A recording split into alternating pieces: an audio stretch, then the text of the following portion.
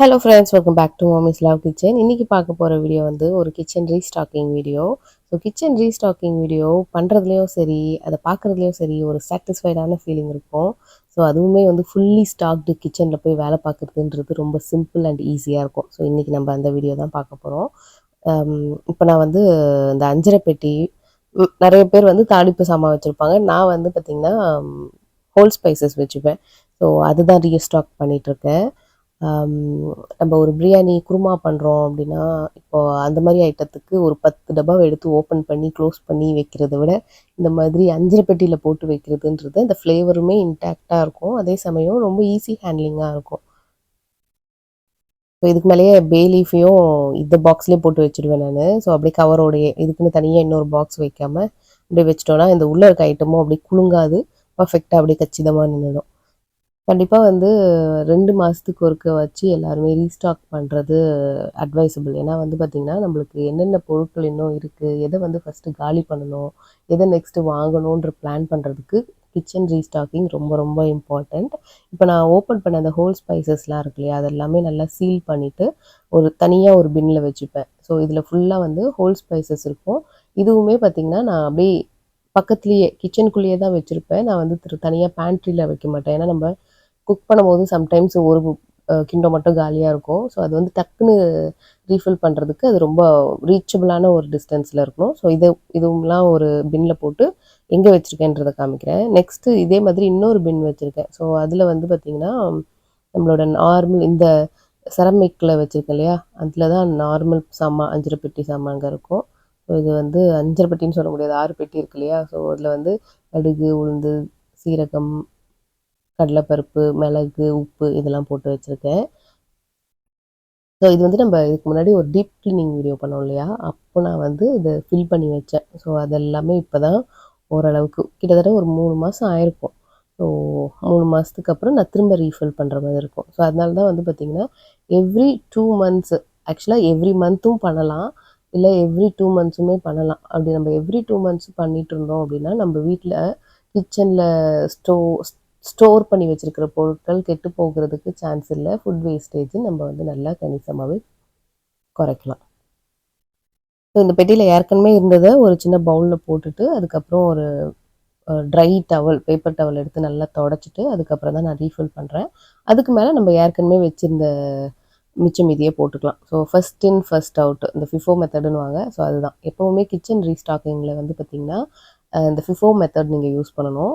பழைய ஸ்டாக்கை first clear பண்ணணும், அதுக்கப்புறம் நியூ ஸ்டாக்கை யூஸ் பண்ணுற மாதிரி வச்சுக்கிறது நல்லது.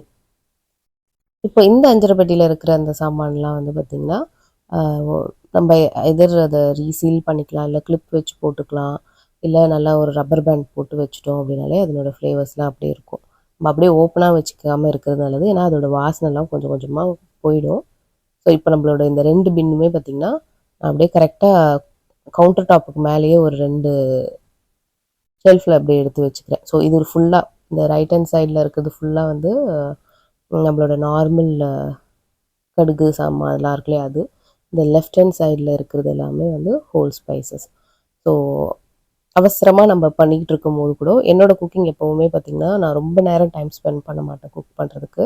ஸோ குயிக்காக பிளான் பண்ணி குயிக்காக முடிக்கிறதுக்கு. ஸோ எனக்கு இந்த ஸ்பீடுக்கு இந்த வேலையெல்லாம் நான் பார்த்து வச்சேன்னா எனக்கு ஈஸியாக இருக்கும். ஸோ நெக்ஸ்ட் வந்து மசாலா சாமான். அது ரொம்ப சிம்பிளானது தான். அதெல்லாம் வந்து வறுத்து அரைக்க வேண்டியதெல்லாம் தனியாக எடுத்து வச்சுக்கிறேன். ஸோ இந்த வறுக்கிறது எல்லாமே வந்து பார்த்திங்கன்னா, அந்த வறுத்து அரைக்கிறதுன்றது அந்த பழைய ஸ்டாக் எடுத்து வச்சுப்பேன் நான் அது. அப்புறம் நம்மளோட ட்ரை ஃப்ரூட்ஸ், நட்ஸு அது எல்லாமே கூட நம்ம ரீஃபில் பண்ணி வச்சுக்கிட்டோம் அப்படின்னா நம்மளுக்கு குயிக்காக சமையல் வந்து பார்த்திங்கன்னா, நம்ம எவ்வளோ நேரம் கிச்சனில் இருக்கிறோன்றத விட எவ்வளோ டைமை கம்மியாக ஸ்பெண்ட் பண்ணி எவ்வளோ ஐட்டத்தை க்ரியேட் பண்ணுறோம் அப்படின்றது தான் வந்து ஒரு எஃபெக்டிவான ஒரு ப்ராசஸாக இருக்கும். ஸோ ரொம்ப நேரம் கிச்சனில் டைம் ஸ்பெண்ட் பண்ணுறவங்களா இருந்தால் கண்டிப்பாக இதெல்லாம் நீங்கள் கன்சிடர் பண்ணுங்கள். அடுத்து பார்த்திங்கன்னா, தூள் வகைகள், மஞ்சத்தூள், மிளகாய்த்தூள், தனியாத்தூள், ஜீரகத்தூள் இதெல்லாமே. இது வந்து கண்டிப்பாக மாதத்துக்கு ஒரு தடவையாச்சும் நான் ரீஃபில் பண்ணுற மாதிரி தான் இருக்கும். எனக்கு வந்து ஈஸியாக ஹேண்டில் பண்ணுற மாதிரியான சைஸில் தான் நான் அந்த பாட்டில்ஸ் வச்சுருக்கேன். இது வந்து ஈஸி டு மெயின்டைன் கூட. நெக்ஸ்ட் வந்து இட்லி பொடி. இட்லி பொடி நான் எப்போவுமே கொஞ்சம் பெரிய பேட்சாக அரைச்சிட்டு அதை வேணுன்ற அளவு மட்டும் பாக்ஸில் போட்டு மிச்சதை வந்து இந்த மாதிரி ஜிப்லாக் போட்டு ஃப்ரீசரில் வச்சுருவேன். ஸோ அதோட ஃப்ரெஷ்னஸ் அப்படியே இருக்கும். ஸோ அதை வந்து எடுத்து நான் இப்போது ரீஃபில் பண்ணிகிட்ருக்கேன். ஸோ இந்த மாதிரி ரீஃபில் பண்ணுறது, ரீஸ்டாக் பண்ணுறதுக்கு எப்போவுமே தனியாக ஒரு டைம் ஸ்பெண்ட் பண்ணுங்கள். குக் பண்ணும்போதே நீங்கள் பண்ணலாம் அப்படின்னு நினச்சிக்கிறது வந்து கொஞ்சம் மெஸ்ஸியாக இருக்கும். நம்மளுக்கு வந்து ஓவர்வெல்மிங்காக இருக்கும். நீங்கள் இதுக்குன்னு தனியாக ஒரு 1 hour 1.5 hours நீங்கள் ஸ்பெண்ட் பண்ணீங்க அப்படின்னா, நீங்கள் வந்து அந்த ஒரு ஹோல் மந்த்துமே பார்த்தீங்கன்னா ஃப்ரீயாக சமைக்கிற மாதிரி இருக்கும். இப்போ நெக்ஸ்ட்டு வந்து பார்த்தீங்கன்னா, வீட்டிலேயே அரைக்கிற தூள், இப்போ வந்து ஏலக்காய் தூள் இருக்கு இல்லையா, அது நான் ரெடி பண்ணி வச்சுக்கிறேன். ஸோ இந்த ஏலக்காவோட அந்த உள்ளே இருக்கிற அந்த சீட்ஸ் இருக்கு இல்லையா, அது மட்டும் தனியாக இங்கே விற்கிறாங்க. ஸோ அதை மட்டும் லைட்டாக சூடு பண்ணிவிட்டு நான் பவுடராக அரைச்சிக்கிறேன். அப்புறம் லைட்டாக வறுத்த சீரகத்தூள். இப்போ வீட்டில் செய்கிற சீரகத்தூள் எல்லா டிஷ்க்குமே ரொம்ப நல்ல வாசனையாக நல்லாயிருக்கும். அடுத்து வந்து நம்மளோட மிளகுத்தூள். ஸோ இதெல்லாம் டக்குன்னு நம்ம ஒரு ஆம்லெட் போடுறோம், இல்லை ஒரு காய்க்கு, இந்த ரைஸ்க்கு ஏதாச்சும் போடணும் அப்படின்னா நம்மளுக்கு இந்த ஐட்டம்லாம் ரொம்ப ஈஸியாக இருக்கும். கடையில் வாங்குறதுன்றத விட கடையில் நம்மளுக்கு சொல்லவும் முடியாது. இப்போ ரீசெண்டாக வந்து நிறைய நியூஸ்லாம் நம்ம கேள்விப்படுறோம். ஸோ இந்த மாதிரி சிம்பிளான ஐட்டம்ஸ்லாம் கண்டிப்பாக நம்ம வீட்டிலேயே செய்யலாம். நம்ம சேனல்லே வந்து நம்ம பிரியாணி மசாலா, கரம் மசாலா, பாவ்பாஜி மசாலா, இந்த மாதிரி நிறைய மசாலா ரெசிபீஸ்லாம் இருக்குது. அதெல்லாம் கூட டிஸ்கிரிப்ஷனில் கொடுக்குறேன். நீங்கள் அதையும் பார்த்து செஞ்சு வைக்கலாம். இது வந்து வெள்ளை மிளகு பவுடர். ஸோ நம்ம வந்து ஏதாவது கருப்பு மிளகுக்கு பதிலாக வெள்ளை மிளகும் யூஸ் பண்ணலாம். பட் ஃப்ரைட் ரைஸ்க்கெலாம் வந்து இந்த வெள்ளை மிளகு நல்லா ஃப்ளேவர் நல்லாயிருக்கும். அதோட ஃப்ளேவரே ரொம்ப நல்லாயிருக்கும். நெக்ஸ்ட்டு வந்து சோம்பு பவுடர். ஸோ இதெல்லாம் நம்ம டக்குன்னு ஒரு நான்வெஜ் குக் பண்ணுறோம் அப்படின்னா, நம்ம டக்குன்னு எடுத்து யூஸ் பண்ணிக்கலாம். அந்த நேரத்துக்கு அதை அரைச்சி எடுத்து போடணுன்ட்டு கிடையாது. இது வந்து சினமன் பவுடர். நம்ம பேக்கிங்க்கெலாம் ரொம்ப நல்லாயிருக்கும்.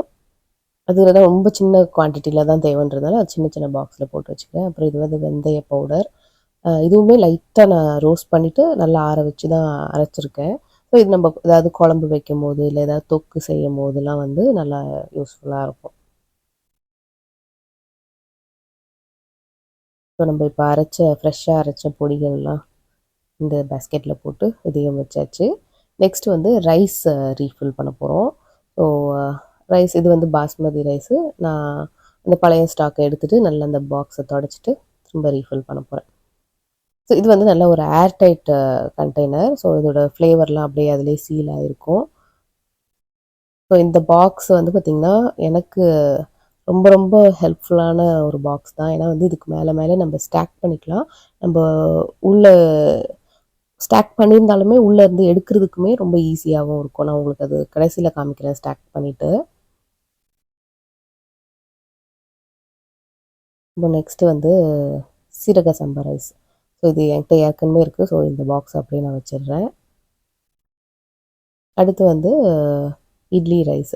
ஸோ நம்மளுக்கு வந்து ரொம்ப குயிக்காக இந்த சவுத் இண்டியன் குக்கிங்கில் காலி ஆகுது ரைஸ் வகைகள் தான்.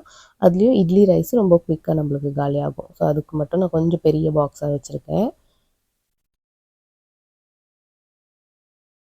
ஸோ இந்த மாதிரி நம்ம ரீஸ்டாக் பண்ணும்போது வந்து பார்த்திங்கன்னா, என்னெல்லாம் மிச்சம் மீதி இருக்குன்ட்டு ஒரு லிஸ்ட் மாதிரி வச்சுட்டு, அதாவது ஓப்பன் பண்ண ஐட்டம்ஸ் உங்களால் ஈஸியாக ஐடென்டிஃபை பண்ணிட முடியும். பட் ஓப்பன் பண்ணாத ஐட்டம்ஸ் இருக்கு இல்லையா, அதை நீங்கள் மெயினாக எழுதி வச்சுட்டு, நீங்கள் நெக்ஸ்ட் டைம் ஷாப்பிங் போகும்போது அதை பார்த்துட்டு நீங்கள் வாங்குறதுன்றது இன்னும் நம்மளுக்கு ஹெல்ப்ஃபுல்லாக இருக்கும்.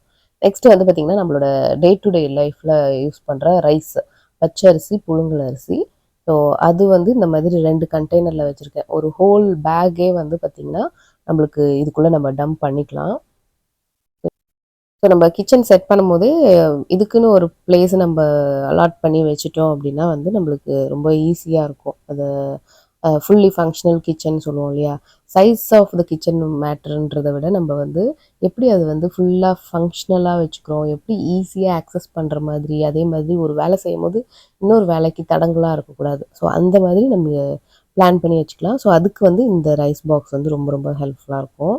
ஸோ இப்போ பார்த்தீங்கன்னா, இப்படி தான் நான் ஸ்டாக் பண்ணி வச்சுருந்தேன் இந்த பாக்ஸு. இப்போ எனக்கு வேணுன்ற போது எந்த பாக்ஸில் வேணுமோ அதை நம்ம எடுத்துக்கலாம். ஒன்று எடுத்து திரும்ப கீழே வச்சு அதை மேலே வச்சு அப்படிலாம் கிடையாது.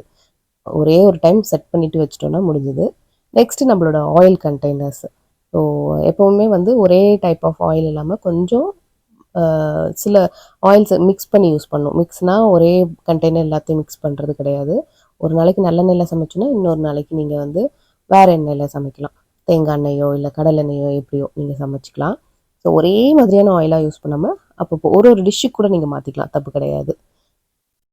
ஸோ இது வந்து நம்ம கரண்டியில் எடுத்து ஊற்றுறதுக்கான, இந்த தோசைக்கெலாம் ஊற்றுறதுக்குலாம் இன்னும் ஈஸியாக இருக்கும். ஸோ நீங்களுமே கிச்சன் ரீஸ்டாக்குக்குன்னே ஒரு தனியாக டைம் ஒதுக்கி அதை செஞ்சு பாருங்கள். உங்களுக்கு ரொம்ப ரொம்ப ஹெல்ப்ஃபுல்லாக இருக்கும். உங்கள் கிச்சனை யூஸ் பண்ணுறது ரொம்ப உங்களுக்கு பிடிச்ச மாதிரியாகவும் இருக்கும். ஸோ நம்ம சேனலில் நீங்கள் எந்த மாதிரி வீடியோஸ் பார்க்க விரும்புகிறீங்கன்ற உங்கள் சஜஷன்ஸை கமெண்ட்டில் சொல்லுங்கள். கண்டிப்பாக நான் அந்த வீடியோவை போடுறதுக்கு ட்ரை பண்ணுறேன். ஸோ இந்த வீடியோ உங்களுக்கு பிடிச்சிருந்துச்சுன்னா மறக்காமல் நம்ம சேனலை லைக் பண்ணி, ஷேர் பண்ணி, சப்ஸ்கிரைப் பண்ணிவிடுங்க. நான் போடுற எல்லா வீடியோஸும் நீங்கள் பார்க்கணும்னு நினச்சிங்கன்னா அந்த பெல் பட்டனை ப்ரெஸ் பண்ணி வச்சுக்கோங்க. நம்ம சேனலில் நீங்கள் இன்ஸ்டாவில், ஃபேஸ்புக்கில் கூட ஃபாலோ பண்ணலாம். இதே மாதிரி இன்னொரு வீடியோவில் சந்திக்கிறேன். நன்றி, வணக்கம்.